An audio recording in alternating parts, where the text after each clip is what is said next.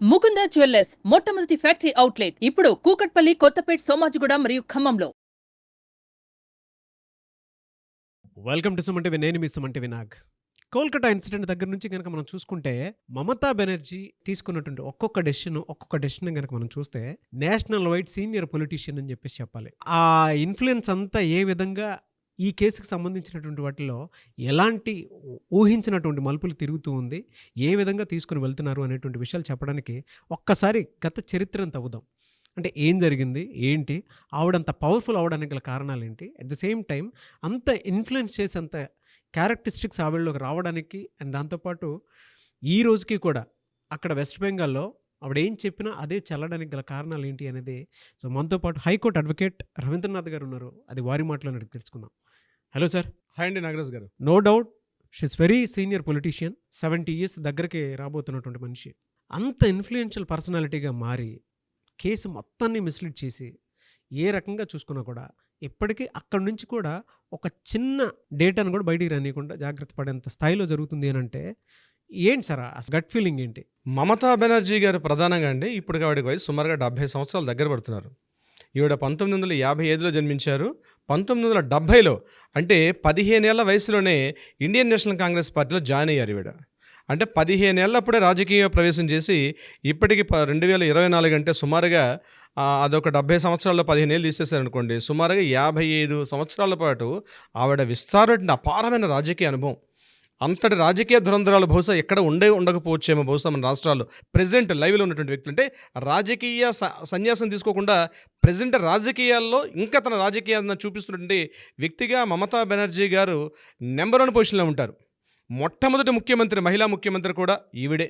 అంటే నేను చెప్పాను కదా, 15 ఏళ్ళప్పుడే ఈవిడ కాంగ్రెస్ పార్టీలో జాయిన్ అవ్వడం, అక్కడి నుంచి ఒక్కొక్క మెట్టు ఎక్కుకుంటూ కాంగ్రెస్ పార్టీని బీటౌట్ చేశారు. అట్ ద సేమ్ టైం 34 సంవత్సరాల పాటు ఆ వెస్ట్ బెంగాల్ని వామపక్ష పార్టీలు సిపిఐ సిపిఎంలు కూడా పరిపాలిస్తుంటే వాళ్ళని ధీటుగా ఎదుర్కొని తన తృణమూల కాంగ్రెస్ పార్టీని స్థాపించి అందులో కీలక నేతగా ఎదిగి తను పూర్తిగా ముఖ్యమంత్రిగా తను శాసించడం అనేది చిన్న విషయం కాదండి. ఇప్పుడు నేను జరిగిన సంఘటన బహుశా ఆవిడకి ఒక పీనట్ కావచ్చు. Exactly it's a peanut. ఆవిడకి ఎన్నో సంఘటనలు చూసింది. ఒకటి ముఖ్యంగా 2006, 2007 ఈ టైంలో మహా ఉధృతంగా జరిగిన ఒక ఉద్యమం అండి, ముఖ్యంగా సింగూరు ఉద్యమం. ఆ సింగూరు ఉద్యమం ఏంటంటే టాటా మోటార్స్ వారు, మీకు అందరూ తెలుసు, అక్కడ టాటా వాళ్ళు ఒక కారు తయారు చేద్దామని తీసుకొచ్చారు ఇన్ ద ఇయర్ ఆఫ్ 2006లో. టాటా మోటార్స్ వారు 2000 ఎకరాలు అడిగినప్పుడు అప్పటి నుండి సిపిఎం పార్టీలో ముఖ్యమంత్రి గారు ఈ సింగూరు అనే ప్రాంతంలో ల్యాండ్ అలాట్ చేయడం జరిగింది. అప్పుడు ఇట్లాంటి ప్లాంట్ మనకు అవసరం లేదు, ఈ రైతులు ఇంపార్టెంట్, ఇక్కడ రైతులు ల్యాండ్ కోల్పోతున్నారు, సో భూమి హక్కులు కోల్పోతారని చెప్పి వీళ్ళకి ఎగ్నిస్ట్గా ఒక ఉద్యమం తీసుకొచ్చారు, సింగూరు ఉద్యమం. ముఖ్యంగా మమతా బెనర్జీ గారి యొక్క లైఫ్లో చాలా ఉద్యమాలు ఉన్నాయి, ఇది ప్రధాన ఉద్యమంగా చెప్పుకోవచ్చు ఈ సింగూరు ఉద్యమాన్ని. మొత్తానికి కొన్ని రోజుల పాటు తిండి తిప్పలు లేకుండా కొన్ని వేల మంది రోడ్ల మీద బైఠాయించి వాళ్ళ తరపున అహోరాత్రులు శ్రమించి ఆ సింగూరు ప్లాంట్లో ఏదైతే ఈ టాటా వాళ్ళు 2 years పాటు వారు జరిగిందండి. 2 years పాటు చివరికి టాటా వాళ్ళు ఇంకా ఈమె యొక్క దాడిని తట్టుకోలేక అక్కడి నుంచి సూరత్కి వెళ్ళిపోయారు. అక్కడి నుంచి ఈ టాటా ప్లాంట్. నెంబర్ 2 నందిగ్రామ్లో జరిగింది. 2007లో జరిగింది నందిగ్రామ్. ఇది కూడా ఒక ఇండోనేషియన్ కంపెనీ, హెబిట్ అన్నటువంటి ఒక ఇండోనేషియన్ కంపెనీ ఎస్టాబ్లిష్మెంట్ అంటే ఎస్ఈజెడ్ అప్పుడే స్టార్ట్ చేశారు, స్పెషల్ ఎకనామికల్ జోన్ అన్నది. అప్పుడే మనకు ఆంధ్రాలో కూడా రాజశేఖర రెడ్డి గారు అదే టైంలో ఇక్కడ స్టార్ట్ చేయడం జరిగింది. స్పెషల్ ఎకనామిక్ జోన్ అంటే ప్రత్యేక ఆర్థిక మండళ్ళు, అంటే లాంగ్ స్కేల్ అంటే పెద్ద స్కేల్లో ల్యాండ్స్ ఎక్విజిషన్ చేసుకొని రాబోయే సంవత్సరాలు ఎప్పటికైనా కంపెనీస్కి ల్యాండ్ అలాట్ చేసే ఉద్దేశంతో ప్రత్యేక ఆర్థిక మండలను ఏర్పాటు చేస్తే అట్లాంటి ఎస్ఈజెడ్ నందిగ్రామ్లో కొన్ని వేల మంది రైతులు కోల్పోతున్నారని చెప్పి రైతులకు సపోర్టుగా ఆవిడ పెద్ద ఉద్యమాన్ని తీసుకొచ్చారు. అది నందిగ్రామ్ ఉద్యమం. అది కూడా అప్పట్లో పెద్ద సంచలనం అనమాట. ఈ 2 ఉద్యమాల తర్వాత ఆవిడకి ఒక పేరు కూడా మార్చారు. ఆవిడకి రైతు తల్లి అంటారు, ఆవిడ మట్టి తల్లి అంటారు, మట్టి మనిషి అని ఒక పేరు కూడా బిరుదొచ్చింది ఆవిడకి. ఈ 2 ఉద్యమాల ఫలితమే ఆవిడ 2011లో టీఎంసీ పార్టీ అధికారంలో రావడానికి కీలకమైనటువంటి విషయం అయింది. ఎందుకంటే అప్పటి వరకు టీఎంసీ పార్టీ, ఇది 1997లో స్టార్ట్ అయినప్పుడు కూడా టీఎంసీ పార్టీ చాలా ఒడిదుడుకులు ఎదుర్కొంది. తర్వాత వచ్చి 2099లో స్టార్ట్ అయింది. 2001లో వచ్చిన ఎలక్షన్స్లో కూడా తృణమూల కాంగ్రెస్ పార్టీ ఓడిపోయింది, నామరూపాలు లేకుండా ఓడిపోయింది అప్పుడు ఆ పార్టీ. అటువంటి సందర్భాల్లో ఈ 2 ఉద్యమాలు ఆవిడకి, అంటే నేను ఎందుకు విషయం చెప్తున్నానంటే ఒక ఉద్యమాలు ఎలా చేస్తారు, ఉద్యమాల యొక్క మనస్తత్వాలు ఎలా ఉంటాయి, వాళ్ళ సైకాలజీ నేను చెప్తున్నా అండి, వాళ్ళు ఏ రకంగా ఆలోచిస్తారు, అటువంటి ఉద్యమాలు ఎట్లా లేపాలి, ఎట్లా తొక్కేయాలనే విషయంలో మమతా బెనర్జీ గారు చేసినటువంటి పాత్ర అమోఘం. ఆ ఉద్యమాల పేరు పెట్టుకునే తృణమూల పార్టీ కాంగ్రెస్లో ఆవిడ చీఫ్ మినిస్టర్ అయ్యారు. సో ఆవిడకి ఉద్యమం యొక్క నేపథ్యం తెలుసు, ఉద్యమం యొక్క పరిస్థితులు పూర్తిగా తెలుసు. అయితే ఇక్కడ వీళ్ళు అంటే నేను కొద్దిగా టాపిక్ నుంచి కొద్దిగా చేంజ్ పక్క వస్తున్నాను నాగరాజు గారు. విషయం ఏంటంటే భారతదేశంలో ప్రధానమైనటువంటి నగరాలైనటువంటి ఢిల్లీ, కల్కటా, మనం చిన్నప్పుడు దూరదర్శన్లు చేసినప్పుడు కూడా ఉష్ణోగ్రతలు చెప్పేటప్పుడు కూడా ఢిల్లీ, ముంబై, కలకటా, చెన్నై ఈ 4 ప్రాంతాలు చెప్తారు ఎప్పుడు కూడా. అంటే ఇవి ప్రధాన నగరాలు ఒకప్పుడు. అవును. ఇవి ప్రధాన నగరాలు మనకి కంట్రీలో. అయితే ఢిల్లీ డెవలప్ అయింది, ముంబై డెవలప్ అయింది, చెన్నై డెవలప్ అయింది, కానీ కలకటా స్వాతంత్ర్యం వచ్చిన ఈ రోజుగా 78 సంవత్సరాల తర్వాత కూడా ఇప్పటికి కూడా మిగిలిన నగరాలతో పోలిస్తే అంతా డెవలప్ కాలేదు. దానికి కారణం ఏమిటంటే మార్క్సిస్ట్ పార్టీ యొక్క విధానం ఏమిటంటే వీళ్ళు కొత్త సంస్థల్ని, కొత్త కంపెనీస్ని వీళ్ళు ఎంకరేజ్ చేయరు. వీళ్ళు అంటే ముఖ్యంగా ఈ పెట్టుబడిదారీ వ్యవస్థని వ్యతిరేకించే పార్టీలు ఇవన్నీ కూడా మార్క్సిస్ట్ పార్టీలు. అందుకే మీకు చెన్నైలో రకరకాల కంపెనీస్, హుండాయ్ కానీ మొదలు ఎన్నో కంపెనీస్ వచ్చాయి, ఢిల్లీలో వచ్చాయి, ముంబైలో వచ్చాయి. అట్ ద సేమ్ టైం 2000 వచ్చినట్టు ఐటీ సెగ్మెంట్ పెరిగిన తర్వాత కూడా ఎన్నో ఐటీ కంపెనీస్ ప్యారలల్గా ఈ 4 నగరాలతో పాటు బెంగళూరు, పూణే, అహ్మదాబాద్ ఈ సిటీస్ డెవలప్ అయ్యి, ఇంక్లూడింగ్ హైదరాబాద్తో సహా. కానీ ఎప్పటికో పురాతన సిటీ అంటే కలకత్తా నగరం మాత్రం అట్లాగే ఉండిపోయింది. దీనికి కారణం మమతా బెనర్జీ గారి మార్క్సిస్ట్ పార్టీ తర్వాత ఎప్పుడైతే తృణమూల కాంగ్రెస్ పార్టీ ఏర్పాటైందో ఈవిడ కూడా మారుతున్న కాలానికి అనుగుణంగా మారకుండా ఇంకా పాత దాన్ని ఏమంటారంటే బూజు పట్టినటువంటి ఆ పాత పెట్టుబడిదారీ విధానాన్ని వ్యతిరేకిస్తూ ఇంకా అలా ఉండిపోవడం వల్ల ఇప్పటికీ కూడా వెస్ట్ బెంగాల్లో పేదరికం, పూర్తిగా అంటరానితనం, పూర్తిగా అస్పృశ్యత, నిరంకుశత్వం, సరైన విద్య, వైద్య విధానం లేక ఇప్పటికి కూడా వెస్ట్ బెంగాల్లో నాగరాజు గారు చాలా వెనుకబడి ఉంది మిగిలిన రాష్ట్రాలతో పోలిస్తే. ఇప్పటికి ఎక్కడో ఉండాల్సినటువంటి మహానగరం కలకత్తా మహానగరం.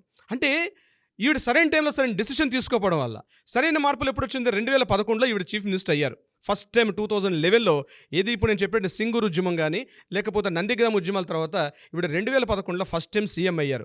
ఈవిడ మీద చాలా హోప్ పెట్టుకున్నారు లోకల్ ప్రజలందరూ కూడా. కానీ ఈవిడ పెద్ద మార్పు ఏమీ లేదండి. ఇంకా ఆ బూజు పట్టిన విధానాలను పట్టుకునే ఈవిడ ఇంకా అప్పటికి అలానే ఉన్నారు. ఇంకా మారుతున్న కాలానుగుణంగా మారలేదు. ఎగ్జాంపుల్ ఇప్పుడు మన హైదరాబాద్, ఆంధ్రప్రదేశ్ తీసుకుంటే ఒక్కసారి మనకి 2000 తర్వాత వచ్చినటువంటి ఈ ఐటీ సాఫ్ట్వేర్ సెగ్మెంట్ని చంద్రబాబు నాయుడు గారు కానీ, ఆ తర్వాత వచ్చిన కేసీఆర్ కానీ, ఆ తర్వాత వచ్చిన రాజశేఖర రెడ్డి కానీ ఒక్కొక్కరు దాన్ని ముందుకు తీసుకెళ్లారు. ఇప్పుడు 2000 తర్వాత వచ్చినట్టు మార్పులు ఏమైంది? ఇటు మన ఆంధ్రప్రదేశ్లో హైదరాబాద్ కానీ డెవలప్ అవడానికి కారణం అంటే తర్వాత వచ్చిన పార్టీలో సీఎంలు అందరూ కూడా సరే పార్టీ విధి విధానాలు పక్కన పెడితే తమ వంతు ఒక కృషి చేసుకుంటూ మొక్కకు నీళ్లు పోసుకుంటూ వెళ్ళారు. కానీ ఈ రోజుకి సాఫ్ట్వేర్ రంగం నుంచి కలకత్తా రంగంలో డెవలప్ కాకపోవడానికి కారణం అంటే మమతా బెనర్జీ తీసుకున్న నిర్ణయాలు ఒక రకంగా కారణం. ఇప్పటికి కూడా అస్పృశ్యత, నిరంకుశత్వం, విద్య, వైద్యం బాగా వెనుకబడినటువంటి ఒక కలకత్తా నగరం ఇప్పటికి కూడా ఉంది. కానీ వాళ్ళలో పేట్రియటిజం మాత్రం ఇప్పటికే తగ్గకుండా అదే స్థాయిలో ఉంది. అయితే మమతా బెనర్జీ గారి విషయానికి వచ్చినట్లయితే తను ఉద్యమాలు చేసే వాళ్ళ యొక్క ఇప్పుడు నేను చెప్పినట్టుగా ఈ ఉద్యమాలు చేసే వాళ్ళ యొక్క మైండ్ సెట్లు ఎట్లా ఉంటే ఆవిడకి బాగా తెలుసు ఈ విషయంలో. 2006 ఆ ప్రాంతంలో ఈ బరిహిసెట్ దగ్గర మత ఘర్షణలు బాగా పెరిగాయి. అంటే ఒక చిన్న ఎవరో సోషల్ మీడియాలో ఒక పోస్ట్ పెట్టారు. అది ఆ పోస్ట్ ఏమైందంటే హిందూ ముస్లిమ్స్ మధ్య బాగా పెద్ద వివాదం రాజుకుంది. అది ఎంతగా వివాదం రాజుకుందంటే కొన్ని వందల మంది ప్రాణాలు కోల్పోయారు ఆ బరిహిసెట్ అనేటువంటి ఒక ప్రాంతంలో జరిగిన వివాదాల వల్ల. దాన్ని కూడా సరైన విధంగా దాన్ని ఆ మత ఘర్షణని అనుకున్నట్టుగా దాన్ని కంట్రోల్ చేయకపోవడంలో ఒక విధంగా మమతా బెనర్జీ గారు ఫెయిల్ అయ్యారు. దాని తర్వాత హూగ్లీలో వచ్చినటువంటి మత ఘర్షణలు, అది కూడా సేమ్ కమ్యూనల్ ప్రాబ్లమ్స్. అక్కడ కూడా ఈ హిందూ ముస్లిమ్స్ మధ్య వచ్చినటువంటి ఆ విధి విధానాలకు కూడా సరైన విధంగా కంట్రోల్ చేసుకోవడం వల్ల ఈ టైంలో ఏమైంది? ఇక్కడ 2 వ్యవస్థలు అండి ముఖ్యంగా వెస్ట్ బెంగాల్లో. ఒకటి communist party, Congress party, BJP party మీద కొంతవరకు అపవాదం ఉంది. ఇది పూర్తిగా మతతత్వ పార్టీ నాకు అపవాదం ఉంది. కమ్యూనిస్ట్ పార్టీ పెట్టుబడిదారు విధానాన్ని పూర్తిగా వ్యతిరేకత ఉంటుంది. కాంగ్రెస్ పార్టీ వీళ్ళు సెక్యులర్ పార్టీస్ విధానం ఉంటారు. కానీ ఈ మధ్యలో తృణమూల పార్టీ ఈ టీఎంసీ పార్టీ ఏదైతే ఉందో తను కంప్లీట్గా ఎటు బ్యాలెన్స్ చేసుకోలేక కంప్లీట్గా ఒక విధంగా చెప్పాలంటే 3 సార్లు ముఖ్యమంత్రిగా 2011, 2016, 2021 3 సార్లు ఎన్నికైంది ఆవిడ అది చీఫ్ మినిస్టర్గా. కానీ 2021 తర్వాత నుంచి ఆవిడ యొక్క గ్రాఫ్ తగ్గుకుంటూ వచ్చింది. ముఖ్యంగా శారదా చిట్ ఫండ్ స్కామ్ అయితేనేమి, తర్వాత వచ్చినటువంటి మరికొన్ని చిట్ ఫండ్ స్కామ్స్, రకరకాల చిట్ ఫండ్ స్కామ్స్లో ఇరుక్కుపోయిన చాలామంది, అక్కడ కొన్ని కోట్ల మంది అక్కడ నష్టపోయారు ఈ చిట్ ఫండ్ స్కామ్లో పెట్టి. తర్వాత ప్రజల్లో ఉన్నటువంటి రైతులకు కావాల్సినటువంటి ఒక విధంగా వాళ్ళకి సపోర్ట్ అంటే తను ఉద్యమాలు చేసింది, తన అధికారంకి వచ్చిన తర్వాత ఇప్పటికి కూడా వాళ్ళకి ఇప్పుడు రైతు బంధువులు లాంటి పథకాలు కానీ, రైతులకు రుణమాఫీ పథకాలు కానీ ఇవ్వడంలో రాష్ట్ర ప్రభుత్వం చాలా వెనుకబడింది. అట్ ద సేమ్ టైం కేంద్ర ప్రభుత్వం నుంచి కూడా వీరికి సత్సంబంధాలు లేకపోవడం, అంటే కేంద్ర ప్రభుత్వం చూస్తున్నటువంటి ఆ యొక్క పరిమితంగా ఉన్నటువంటి నిధులు కూడా ఆ రాష్ట్రాన్ని డెవలప్ చేసుకోలేకపోవడం పరిస్థితి. ఒక విధంగా చెప్పాలంటే చక్రబంధం ఉంది. ఆవిడ ఫైనాన్షియల్గా, ఆర్థికంగా చెప్పాలంటే వెస్ట్ బెంగాల్ స్టేట్ మాత్రం మిగిలినటువంటి రాష్ట్రాలతో పోలిస్తే కొంత చక్రబంధంలో ఉంది మమతా బెనర్జీ తీసుకున్నటువంటి కొన్ని చారిత్రక తప్పిదాల వల్ల.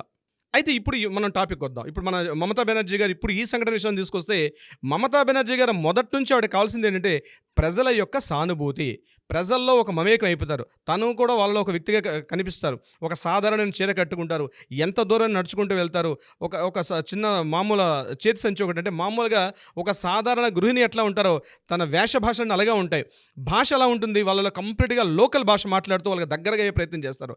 అయితే ఇప్పుడు ఈ విషయానికి వచ్చినప్పుడు, ఇప్పుడు ఏదైతే ఈ ఆగస్టు 9 మనం ఏదైతే రేప్ అండ్ మర్డర్ కేసు సంబంధించి ఏదైతే మాట్లాడుకుంటున్నాం, దీని విషయాలు మాత్రం రోజు రోజుకి ఒక కొత్త మలుపు తిరుగుతున్నటువంటి ఈ సందర్భంలో మమతా బెనర్జీ గారు వేసినటువంటి ఎత్తుకు పై ఎత్తులు, సందీప్ ఘోష్కి ఆల్రెడీ ఒక బర్త్డే విషెస్ చెప్తూ ఒక లెటర్ రాశారు, దాన్ని పక్కకి వెళ్ళిపోయింది. సిబిఐ మీద తన ఇన్ఫ్లుయెన్స్ చూపిస్తున్నారనే విధానం కూడా టాపిక్ పక్కకి వెళ్ళింది. ఇప్పుడు ఏమైంది, అక్కడ నిరసనకారులు, మమతా బెనర్జీ ప్రభుత్వం, ఈ రెండింటి మధ్య ఒక పెద్ద వార్ నడుస్తుంది.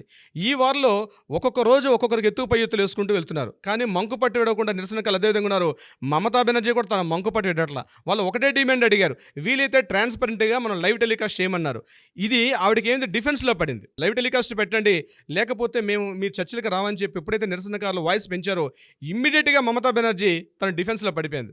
ఇప్పుడు తను ఆడిన డ్రామా ఏంటి, నా కుర్చీ ఇంపార్టెంట్ కాదు, నా chair is not a important, నాకు ప్రజల యొక్క భవిష్యత్తు ఇంపార్టెంట్, ప్రజల యొక్క ఇది ఇంపార్టెంట్, వీలైతే నేను కూడా మీతో పాటు వచ్చి స్ట్రైక్ చేస్తాను, మీతో పాటు నేను ధర్నాలో పాల్గొంటా, మీతో పాటు న్యాయం కావాలని కోరుకుంటా, ఎవరైతే బాధిత తల్లిదండ్రులు ఉన్నారో వాళ్ళకి సత్సహాయం చేస్తానని చెప్తూ తను ఇమ్మీడియట్గా యూటర్న్ తీసుకొని ఇప్పుడు డిఫెన్స్ ఎవరికి పడేసింది, నిరసనకారులు డిఫెన్స్లో పడ్డారు.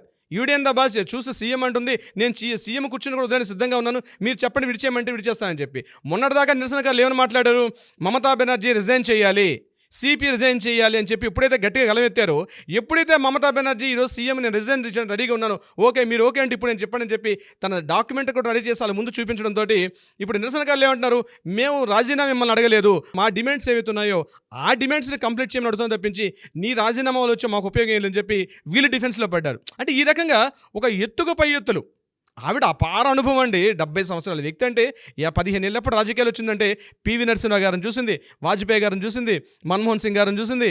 ఆవిడ రైల్వే శాఖ మంత్రిగా పనిచేస్తారు. 1991లోనే ఈవిడ ఫస్ట్ రైల్వే ఒక సహాయ మంత్రిగా పనిచేశారు. 91లో, 1991లో, 92లో జరిగిన బాబరీ అల్లర్లు చూశారు.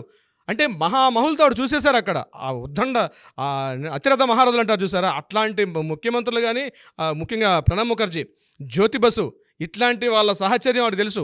సెంటర్లో చూస్తే ప్రైమ్ మినిస్టర్లు మన్మోహన్ సింగ్, మన పివి నరసింహరావు గారు, వాజ్పేయి గారు, ఇప్పుడు నరేంద్ర మోడీ గారు, అంటే అతిరథ మహారాజులు అందరితోటి ఆవిడ సాంగత్యం తెలిసిపోయింది. సో భారతదేశంలో ఒకప్పుడు పెద్ద పెద్ద అల్లర్లు, ముఖ్యంగా మత సంఘర్షణ చూశారు. సో ఆవిడ దృష్టిలో ఇది ఒక స్మాల్ పీనట్ అని ముందు అనడానికి కారణం అదే. దీన్ని సక్రమంగా ఎదుర్కొంటారు సార్. వాళ్ళు వర్షంలో నిరసన వ్యక్తపరుస్తున్నారు సార్. వర్షంలో అంత దారుణంగా మాకు న్యాయం జరగాలి అని చెప్పేసి వాళ్ళు రోడ్ల మీద బైఠాయించి వర్షంలో కూడా నిరసన తెలుపుతున్నారు అని అంటే, అంత నిరంకుశత్వం అంటే ఎలా సార్ అసలు? దీనికి ప్రజల్లో వ్యతిరేకత రావాలండి, నిరసనకారులో వ్యతిరేకత కాదు. ప్రజల్లో వ్యతిరేకత వచ్చిన రోజు నాడు ఎంత పెద్ద నిరంకుశవాదైనా కిందకి పడాల్సిందే. ఇది చరిత్ర చెప్తున్న సాక్ష్యం. ప్రజల్లో మార్పు రావాలి, కానీ ప్రజల సంఘీభావం తెలపట్ల నిరసనకారులు కొన్ని వేల మంది, వందల మంది వస్తున్నారు. నేను నిన్ననే మనం ఒక వీడియోలో మాట్లాడుకున్నాను నాగరాజు గారు, ఎస్మా ప్రయోగిస్తే, ఎసెన్షియల్ సర్వీసెస్ మెయింటెనెన్స్ యాక్ట్ వస్తే ప్రాబ్లం ఏమిటి? ఇన్ని రకాల పరిస్థితులు ఎదుర్కొంటారు. సామాన్య జనం మాత్రం ఇందులో సపోర్ట్ చేయడం లేదు సార్. ఇప్పుడు ఆవిడ మాట్లాడినటువంటి స్టేట్మెంట్ దేన్ని బేస్ చేసుకుని అడ్వాంటేజ్ తీసుకున్నారు అని అంటే, సుప్రీంకోర్టు ఇచ్చినటువంటి మీరే తక్షణమే మీ విధుల్లోకి మీరు వెళ్ళిపోండి అని చెప్పేసి సుప్రీంకోర్టు ఒకటి జారీ చేయడం జరిగింది. ఆ జారీ చేసిన తర్వాత వీళ్ళు ఇంకా వెళ్ళట్లేదు. ఆవిడ చాలా తెలియక ఏం చేశారు, ఓకే వీళ్ళు ఎలాగో నేను చెప్పినా వినరు, ఓకే నేను ఎలాగో చెప్పినా వినరు, ఫస్ట్ నేను కూడా సంధికి వచ్చాను, వాళ్ళ కాళ్ళబేరానికి వెళ్తే వాళ్ళని చీకొట్టారు, అటు కోర్టుని చీకొట్టారు, ఇటు నన్ను కూడా చీకొట్టారు అని చెప్పేసి బయట ఒక పబ్లిసిటీ వచ్చేస్తుంది దానికి సంబంధించింది.